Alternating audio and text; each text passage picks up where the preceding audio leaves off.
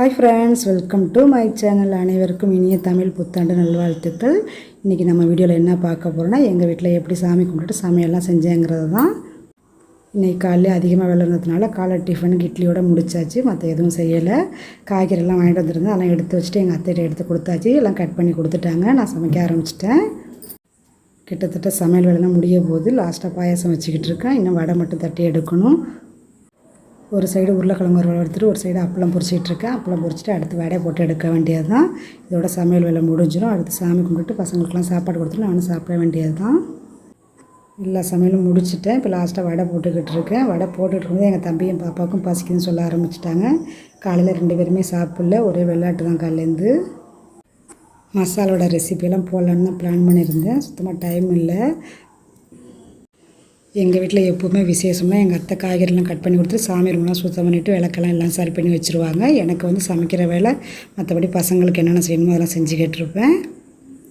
இன்றைக்கி நான் என்னென்ன சமைச்சிருக்கேன்னா, சாதம் வச்சுட்டு சாம்பார் வச்சுருக்கேன். அடுத்து மசாலா வடை செஞ்சுருக்கேன். அப்பளம் பாயசம், கொஞ்சம் மாங்காய் பச்சடி, கொஞ்சம் உருளைக்கிழங்கு வறுவல் செஞ்சுருக்கேன். அடுத்து கீரை கடைஞ்சிருக்கேன். எல்லாம் முடிச்சுட்டு சாமி கும்பிட வந்தாச்சு. எங்கள் வீட்டு சாமி ரூம் இது தான். நீங்கள் பார்ப்பீங்க, என்னடா பழைய ஃபோட்டோவே வச்சுருக்காங்க எல்லாமேன்ட்டு.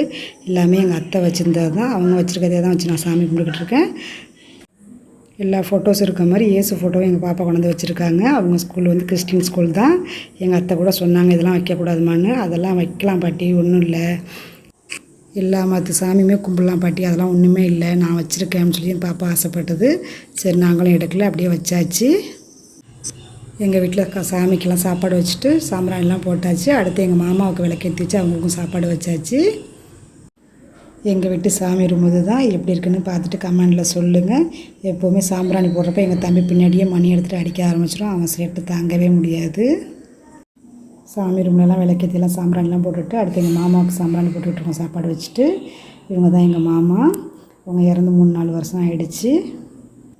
சாம்பிராணிலாம் போட்டுட்ருக்கப்போ எங்கள் சின்ன பாப்பா வீடியோ எடுத்துச்சு, பெரிய பாப்பா. அதுக்கு சுத்தமாக பிடிக்காது வீடியோவில் நிற்கிறதுக்கு. அதனால் சண்டை போட்டு போய் குளிஞ்சிக்குது பாருங்கள். சாமியெல்லாம் நல்ல விதமாக கும்பிட்டாச்சு. அடுத்து எங்கள் அத்தை காக்காவுக்கு சாதம் வச்சுட்டு வாங்கம்மான்னு சொல்லி கொடுத்தாங்க. எல்லாத்தையும் எடுத்துகிட்டு மாடி கிளம்பிட்டோம். எங்கள் பாப்பா தம்பி எல்லாமே கூட வந்தாங்க.